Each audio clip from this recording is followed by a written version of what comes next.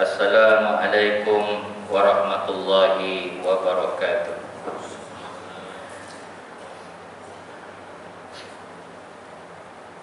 Alhamdulillahilladzi arsala rasulahu bil huda wa dinil haqq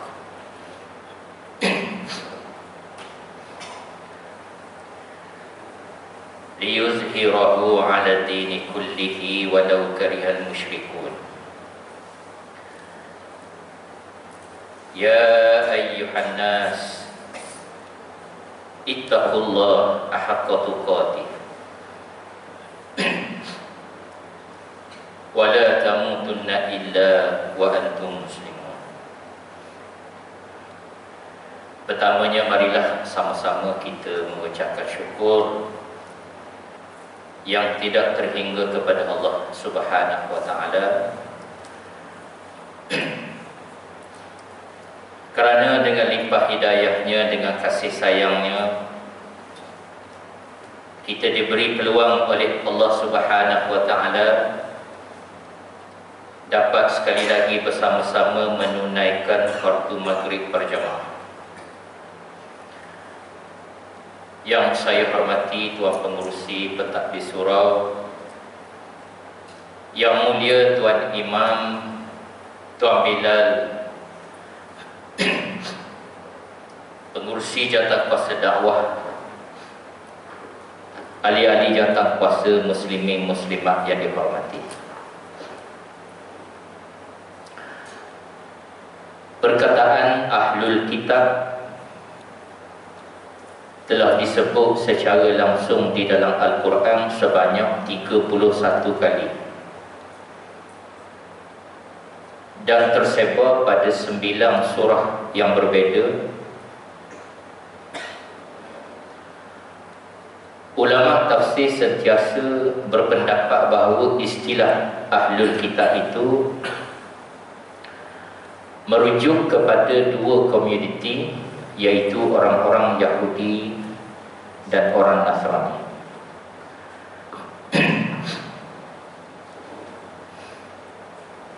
Al-Quran telah menjelaskan bahawa Ahlul Kitab ini adalah umat yang pernah diberi kitab sebelum Al-Quran, iaitu kitab Taurat dan juga kitab Injil. Firman Allah Subhanahu wa taala, a'udzu billahi minasyaitonir rajim. Ya ahlal kitab lima tuhajjuna fi Ibrahim wa ma unzilatit Taurat wal Injil illa min ba'dih afala ta'qilun. Wahai ahli kitab, mengapa kamu bantah-membantah tentang hal Ibrahim, padahal Taurat dan Injil tidak diturunkan melainkan sesudah Ibrahim? Apakah kamu tidak berfikir? Dalam pandangan Islam, status ahlul kitab ini jelas termasuk kategori orang-orang kafir. Imam Ghazali menyatakan mereka kafir kerana pendustaan mereka terhadap Rasulullah sallallahu alaihi wasallam dan ajaran yang dibawa baginda Rasul. Imam Abu Zarrah menyatakan mengingkari syariat Allah secara keseluruhan. Allah Subhanahu wa taala mengisytiharkan Ahlul Kitab sebagai orang kafir. Sebagaimana firman-Nya, Bismillahirrahmanirrahim, lam yakunil ladzina kafaru min ahlil kitab wal musyrikina munfakina hatta ta'tiyahumul bayyinah. Orang-orang kafir dari golongan Ahlul Kitab dan orang-orang musyrik yang mengatakan bahawa mereka tidak akan meninggalkan agamanya sebelum datang kepada mereka bukti yang nyata. Tuan-tuan muslimin muslimat, tazkirah saya pada malam ini, kita nak buat satu sesi pencerahan, satu analisis tentang sifat ahlul kitab yang diberitahu di dalam Al-Quran, iaitu mereka yakni ahlul kitab ini suka mengubah. Mereka mencampur adukkan perkara yang hak dengan yang batil.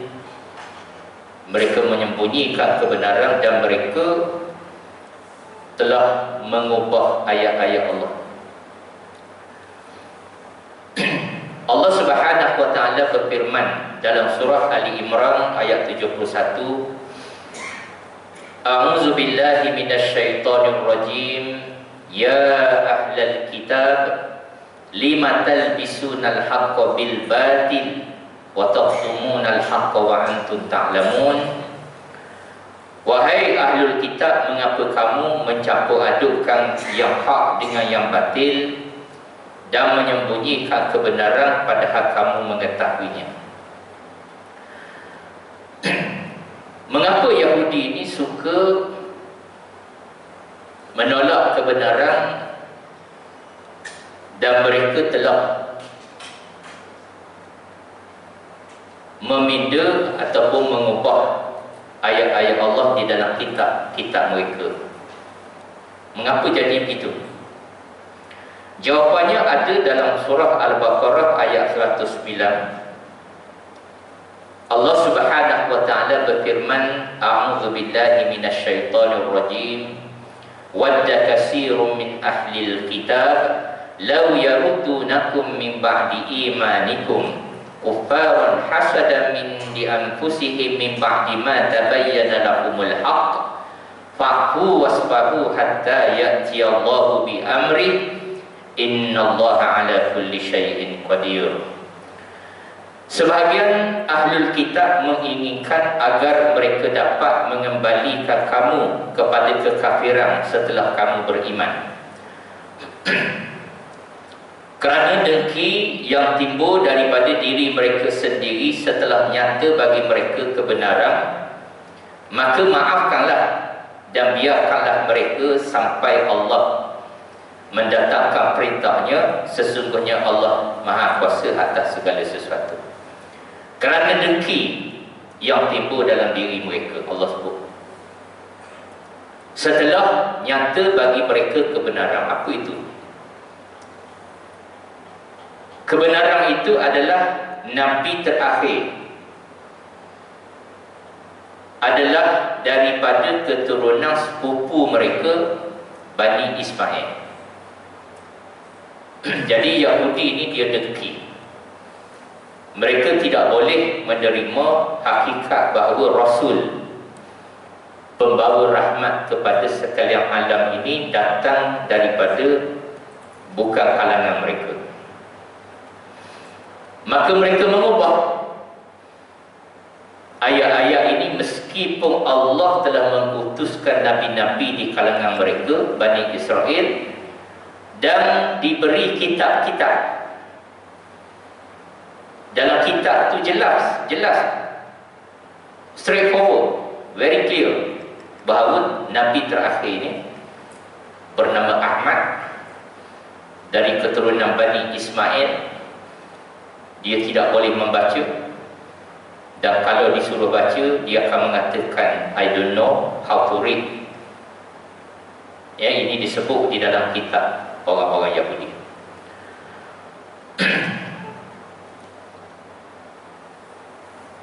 Nabi SAW mendapat wahyu yang pertama di Gua Hira. Bilakah berlaku peristiwa itu? Tahun 610 Masihi. Yahudi sudah tahu peristiwa ini 1400 tahun sebelum kelahiran Nabi SAW. Dalam kitab mereka ada menyebut, di dalam kitab Perjanjian Lama, The Book of Isaiah, chapter 29 ayat 12, if you give a scroll to someone who cannot read, jika kamu berikan lembaran ini kepada seseorang yang tidak tahu membaca, And you say, kamu katakan kepadanya, read this please, bacalah. And he will answer, I don't know how to read. Dia akan mengatakan, ma ana biqari, saya tidak tahu membaca. Yahudi sudah tahu. Maka mereka mengubah ayat-ayat Allah ini dengan harapan manusia tidak akan mengetahui tentang kedatangan Nabi ini. Malah mereka mengatur satu strategi untuk merampas nubuah Nabi sallallahu alaihi wasallam. Firman Allah Ta'ala dalam surah Al-Baqarah ayat 75, A'udzu billahi minasyaitonir rajim, afatatma'una an yu'minu lakum wa qad kana fariqum minhum yasma'una kalam Allah summa yuharrifunahu min ba'di ma aqaluhu wa hum ya'lamun. Apakah kamu masih mengharapkan mereka, yakni Bani Israel, akan percaya kepadamu, wahai Muhammad, padahal segolongan dari mereka mendengar firman Allah, lalu mereka mengubahnya setelah mereka memahami, sedangkan mereka mengetahui. Pengetahuan orang Yahudi ini tuan-tuan terhadap baginda Nabi sallallahu alaihi wasallam melebihi pengetahuan orang Arab sendiri. Orang Quraisy pun tak tahu. Abu Jahal, Abu Lahab jauh sekali tak tahu. Kerana apa? Kerana Yahudi Ahlul Kitab ini diberi Allah kitab-kitab yang banyak. Allah mendatangkan kepada mereka Nabi-Nabi besar di kalangan mereka. Maka tuan-tuan, apakah yang telah dilakukan oleh Yahudi? Kitab Taurat, kitab Zabur dan kitab Injil yang berada di dalam tangan mereka pada hari ini, mereka sudah ubah.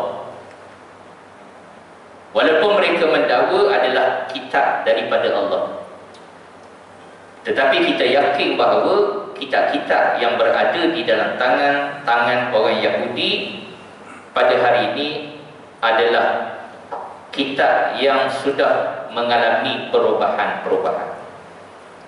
Kerana Allah Subhanahu wa Ta'ala tidak menjamin untuk memelihara kitab-kitab yang terdahulu, melainkan Allah memberi jaminan untuk memelihara Al-Quran sampailah hari kiamat. Firman-Nya, A'udzu billahi minasyaitonir rajim, inna nahnu nazzalna dzikra wa inna lahu lahafizun. Sesungguhnya kamilah yang menurunkan Al-Quran dan sesungguhnya kami benar-benar memelihara. Sekarang tuan-tuan, kita cuba tengok beberapa ayat daripada Alkitab. Saya memetik malam ini, masa lebih kurang 15 minit, saya memetik 3 ayat daripada Taurat dan cuba kita analisis betul atau tidak Yahudi ini melakukan perubahan. Kalau tuan-tuan lihat dalam kitab Perjanjian Lama, kitab Perjanjian Lama itu ada 5 kitab. Yang pertama itu Taurat yang dibahagi kepada 5 bahagian. Genesis, Exodus, Leviticus, Numbers, Deuteronomy, 5 bahagian. Dan bahagian yang pertama Alkitab itu iaitulah kitab Kejadian ataupun the book of Genesis. Dalam kitab ini tuan-tuan, orang-orang Yahudi memfokuskan usaha menyerang peribadi Nabi Ismail alaihissalam. Mengapakah mereka menyerang peribadi Nabi Ismail alaihissalam? Kerana Nabi Ismail itu darinya datang keturunan baginda Nabi sallallahu alaihi wasallam. Dia daripada Qaidar bin Ismail datangnya Adnan, darinya datang Kinanah, darinya datang Husay bin Kilab, daripadanya datang Abdul Muttalib bin Hashim, daripadanya datang Abdullah, daripadanya datang baginda Nabi sallallahu alaihi wasallam. Jadi dalam kitab Kejadian ini tuan-tuan, mereka menyatakan apa yang Yahudi kata. Dia kata bahawa baginda Nabi Ibrahim alaihissalam hanya memiliki seorang anak, satu-satunya anak yang tunggal yang bernama Ishaq alaihissalam. Mereka menafikan bahawa Nabi Ismail itu adalah putera Nabi Ibrahim. Alasannya mereka mengatakan Nabi Ismail adalah anak yang tidak cukup taraf dia, tidak sempurna taraf, kerana dia anak hamba. Kerana dia anak hamba, ibunya Hajar itu dikatakan oleh Ahlul Kitab sebagai hamba. Sedangkan di dalam kitab Taurat ini sendiri yang mengalami perubahan ini mengisahkan bahawa Hajar adalah isteri Nabi Ibrahim. Kenapa jadi begitu? Kerana Yahudi ini dia mengubah kitab Perjanjian Lama ini, mereka mengubah secara tidak konsisten. Ada tempat mereka ubah, mereka lupa untuk mengubah ayat-ayat yang lain, maka menjadi saling bercanggah di antara satu sama lain. Mereka mengatakan bahawa Hajar itu hamba, Nabi Ismail itu adalah anak hamba. Sedangkan di dalam Taurat ada ayat yang menyatakan, yang mengesahkan bahawa Hajar adalah isteri Nabi Ibrahim yang dinikahi oleh baginda Rasul. Kitab Kejadian chapter 16 ayat 3 berbunyi, ayat ini berbunyi, chapter 16 ayat 3, the book of Genesis.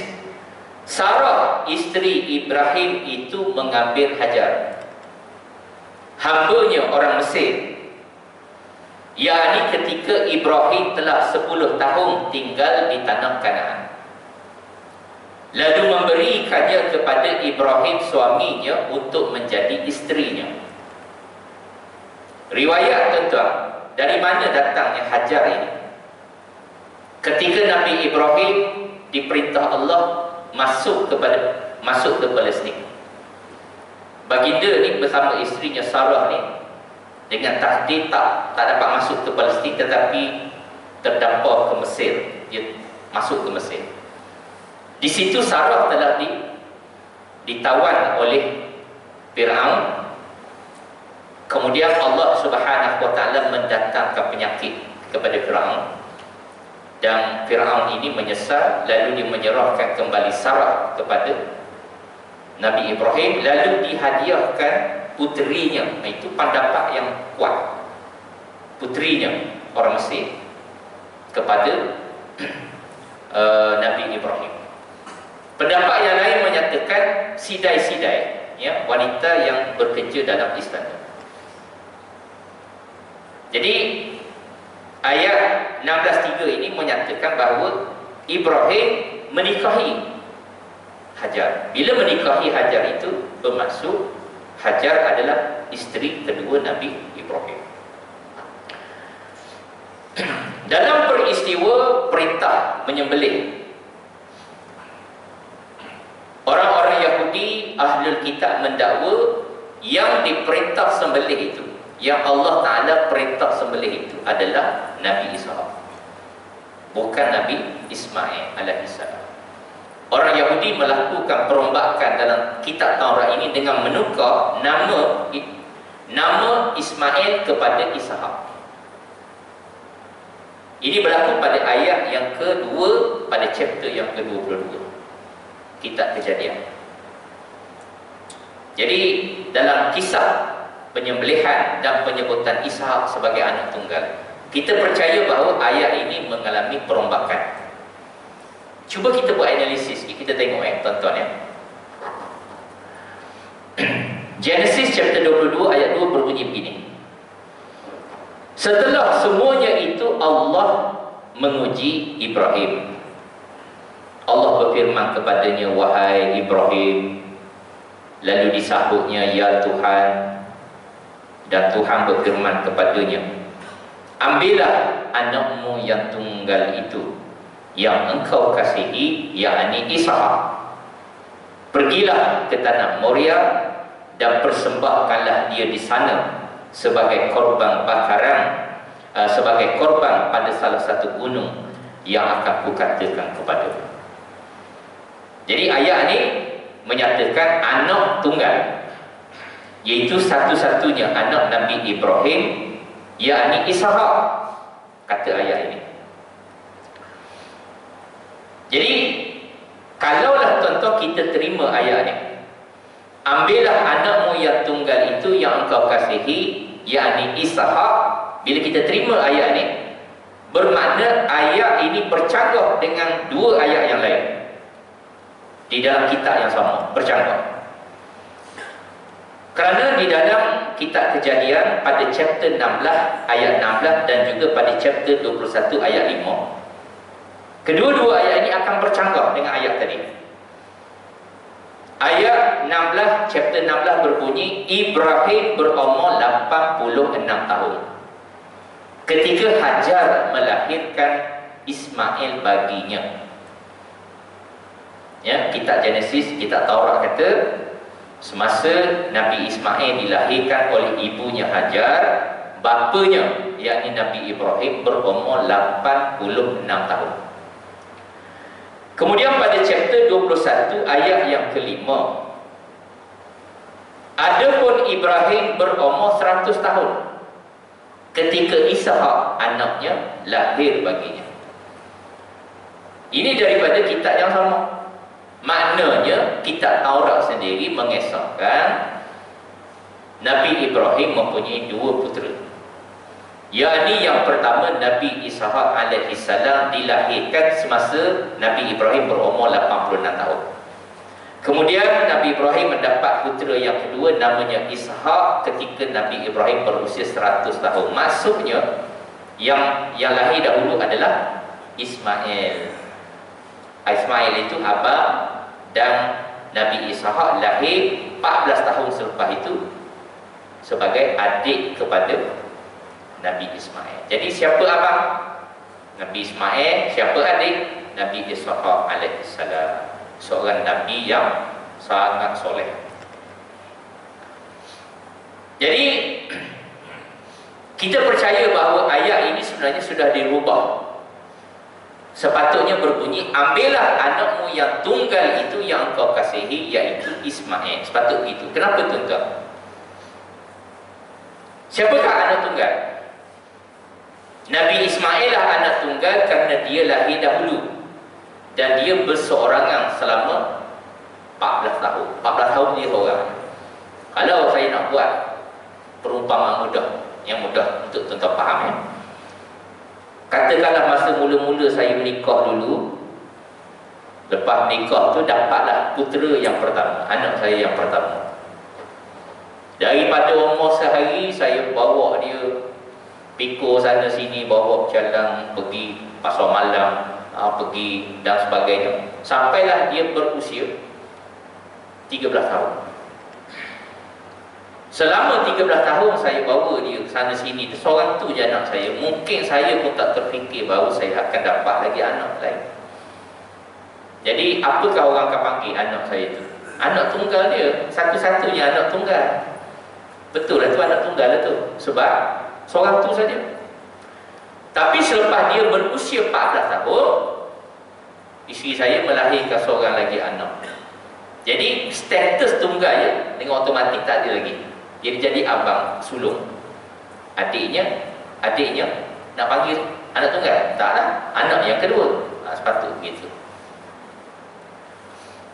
Jadi kalau tuan-tuan, ya, the meaning of tunggal is one only, single. Kalau dalam bahasa Indonesia ni satu-satunya, bukan gama.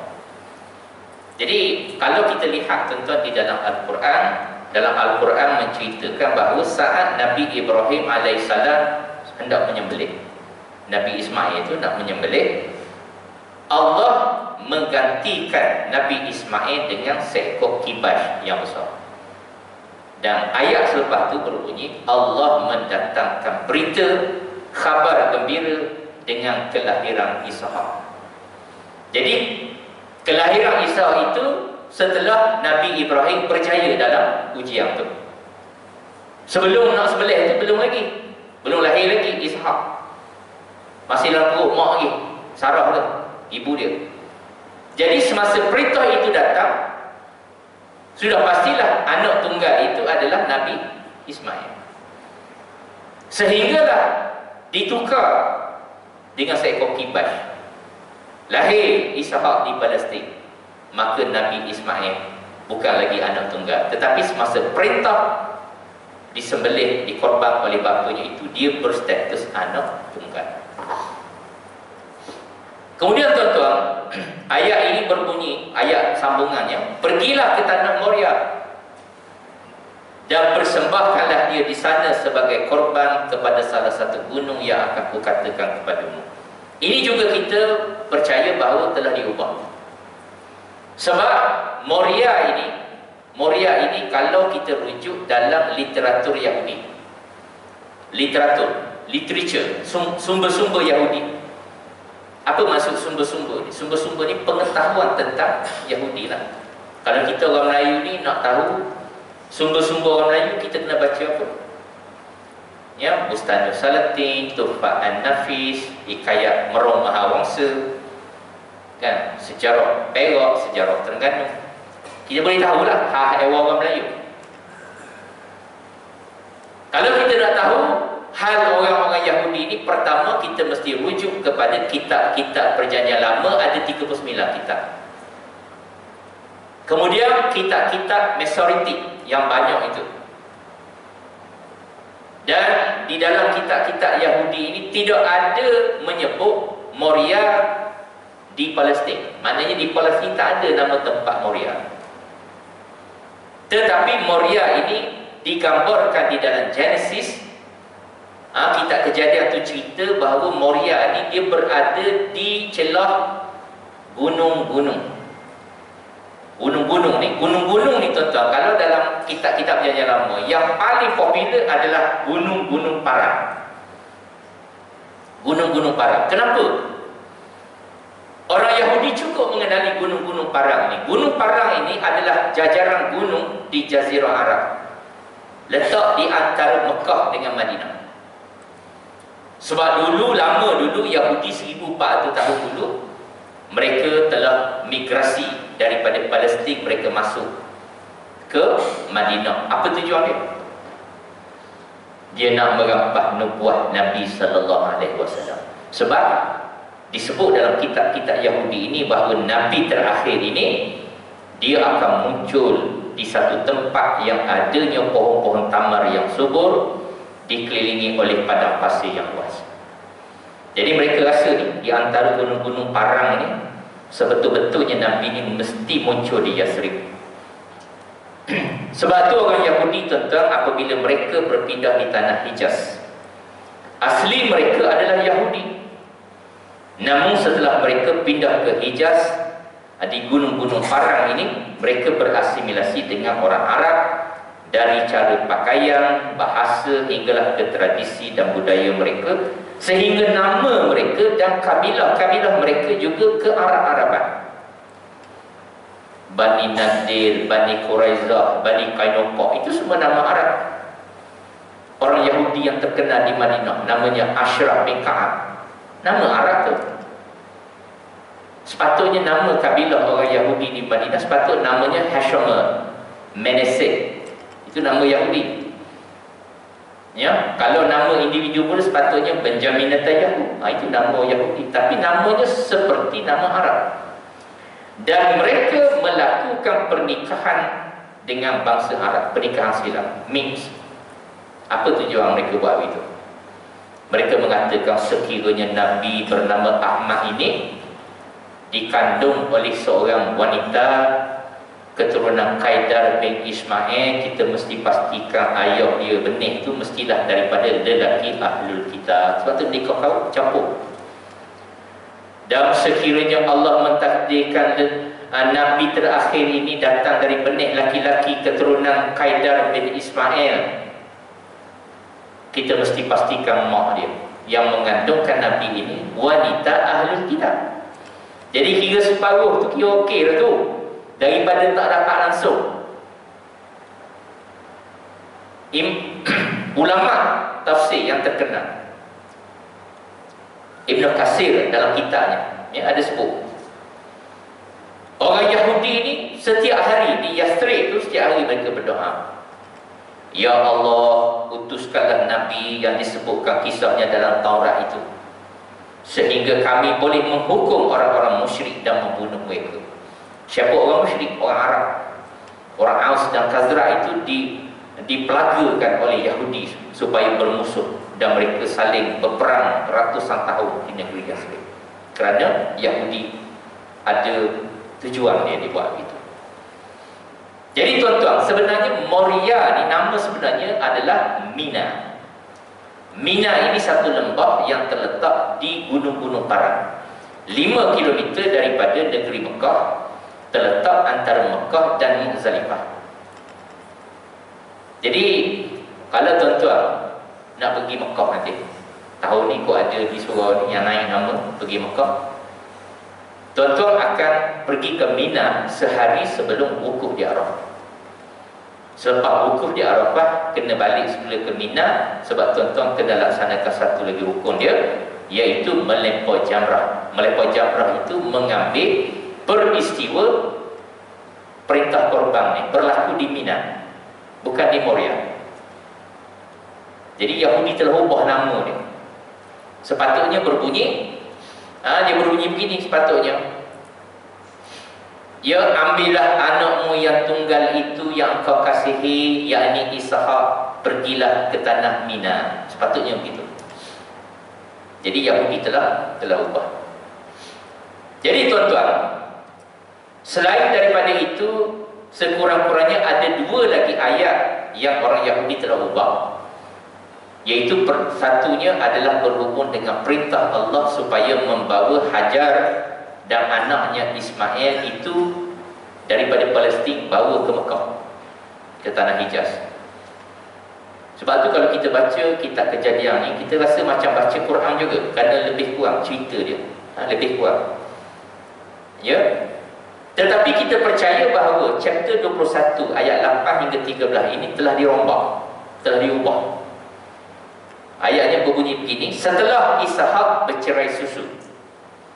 Setelah Ishak bercerai susu, maksudnya berapa umur Nabi Ishak masa itu? 2 tahun. Sebenarnya ayat ni tak ada ni. Sebenarnya Nabi Ishak belum lahir lagi, tapi Yahudi bubuh situ. Kenapa? Dia nak beritahu bahawa abang adalah Ishak, adiknya adalah Ismail. Dia ubah. Setelah Ishak bercerai susu, Sarah cemburu dengan Ismail ketika dia melihat Ismail bermain bersama Ishak. Kemudian dia meminta agar Ibrahim membuang Hajar dan Ismail. Jadi ayat ini telah diubah, maka bertentanganlah ayat ini dengan ayat yang seterusnya, ayat 14 hingga 19. Keesokan harinya pagi-pagi, Ibrahim mengambil roti serta sekerbak air dan memberikannya kepada Hajar. Ia meletakkan itu beserta anaknya di atas bahu Hajar. Munasabah ke tuan-tuan, anak berusia 16 tahun letak atas bahu mak. Sebab Nabi Ishak 2 tahun, sepatutnya Nabi Ismail 16 tahun, sebab 14 tahun beza.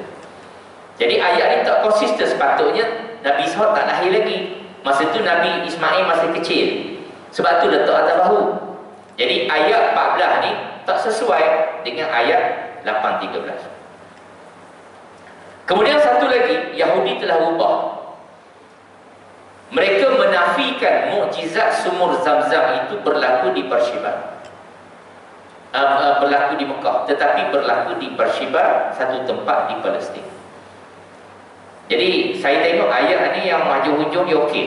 Dia cuma tukar tempat tu di Beersheba, yang lain tu konsisten. Maka pergilah Hajar dan mengembara di padang gurun Beersheba. Ketika air yang dikirbat itu habis, dibuangnya anak itu ke bawah semak, dan ia duduk agak jauh, kira-kira sepemanah jauhnya. Sebab katanya, tidak tahan aku melihat anak itu mati. Sedang ia duduk di situ, menangislah dia dengan suara nyaring. Allah mendengar suara anak itu, lalu malaikat Allah berseru dari langit kepada Hajar. Katanya kepadanya, apakah yang engkau susahkan wahai Hajar? Janganlah takut, sebab Allah telah mendengar suara anak itu dari tempat ia terbaring. Bangunlah, angkatlah anakmu itu, dan peganglah ia erat-erat dengan tanganmu, sebab aku akan membuat dia menjadi bangsa yang besar. Lalu Allah membuka mata Hajar sehingga ia melihat sebuah sumur. Ia pergi mengisi kirbatnya dengan air, kemudian diberinya anak itu minum. Jadi Yahudi ini dia berusaha untuk memadamkan Mekah ini supaya kemuliaan Nabi Ismail itu tidak akan diketahui oleh manusia. Mereka mengangkat Nabi Ishak dengan tujuan untuk mengangkat bangsa mereka, ya, keturunan mereka. Sedangkan contoh di dalam kitab-kitab yang lain seperti kitab Sam contohnya, misalnya pada chapter 84 ayat 5 dan ayat 6 ada keterangan bahawa orang Yahudi mengenali perigi Zam-Zam ini yang terletaknya di Bakar. Bakar itu Mekah kan? Bakar. Berbahagialah manusia yang kekuatan di dalam engkau yang berhasrat mengadakan ziarah. Ziarah ni maksudnya umrah dan haji. Sebab keturunan Nabi Ibrahim dari Bani Ismail dan juga Bani Ishak, mereka melakukan ibadah haji. Ya, Abu Jahal, Abu Lahab semua tu buat haji mereka tu. Malah mereka adalah orang yang menguruskan jemaah haji di Mekah pada masa itu. Maka tuan-tuan, jelas sekali bahawa kisah yang telah saya sebut di atas itu adalah bukti-bukti terjadinya perombakan di dalam Taurat. Akhir sekali tuan-tuan, kita sebenarnya bimbang di atas ayat 79 surah Al-Baqarah ini. Allah Subhanahu wa taala berfirman dalam surah Al-Baqarah ayat 79 ini, meskipun ayat ini di dalam konteksnya dituju kepada ahlul kitab, tetapi kita kisah dalam Quran ini kita jadikan ibrah supaya kita tidak menjadi begitu. Kita tidak menjadi seperti ahlul kitab. Sebab ahlul kitab ini dijual ayat-ayat Allah, ya, untuk memperoleh keuntungan yang sedikit. Firman-Nya, a'udzubillahi minasyaitonir rajim. Fawailul lilladzina yaktubuna alkitab biaydihim summa yaquluna hadza min indillah liyashtaru bihi samanan qalila fawailul lahum mimma katabat aydihim wa wailul lahum mimma yaksibun. Yang bermaksud, maka kecelakaan yang besarlah bagi orang-orang yang menulis Alkitab dengan tangan mereka sendiri, lalu dikatakannya ini dari Allah dengan maksud untuk memperoleh keuntungan yang sedikit dengan perbuatan itu. Maka kecelakaan yang besarlah bagi mereka akibat apa yang ditulis oleh tangan mereka sendiri, dan kecelakaan yang besarlah bagi mereka akibat apa yang mereka telah kerjakan. Jadi tuan-tuan, Yahudi ni dalam Quran ni banyak ayat-ayat Allah mengatakan mereka ni orang, mereka ni seumpama keldai, ahlul kitab ini seumpama kera, dan Allah telah melaknat bangsa Yahudi ni. Itu pun ada juga orang Islam nak berbaik dengan Yahudi, ya. Sedangkan Yahudi ni, kenapakah bangsa Yahudi ni sentiasa mengalami siksaan di dunia ini? Sejak zaman dulu Yahudi ni sentiasa diazab oleh Allah Subhanahu wa taala. Zaman Babylon, Raja Babylon, Nebuchadnezzar, kemudian Raja Great, kemudian Raja Rom, kemudian yang mutakhir, yang terakhir Holocaust di Eropah. Ya, Adolf Hitler melakukan pembunuhan terhadap Yahudi. Dikatakan 6 juta orang Yahudi mati terbunuh. Kenapa jadi demikian? Ini adalah janji Allah. Kerana di dalam Al-Quran pada surah Al-A'raf ayat 166 hingga 167 Allah berfirman bahawa Allah setelah mereka ni melakukan kezaliman ni, Yahudi ni melakukan kezaliman sebab apa? Dia tahu kebenaran, dia kenal Nabi Muhammad, tetapi dia sembunyikan. Sehingga dalam Quran tuan-tuan, Allah Subhanahu wa taala mengkhabarkan kepada kita bahawa Yahudi ini mengenali Nabi Muhammad ini seperti mengenali anak-anak mereka sendiri. Allazina atainahumul kitaba ya'rifunahu kama ya'rifuna abna'ahum wa inna fariqan minhum la yaktumuna al-haqqa wa hum ya'lamun.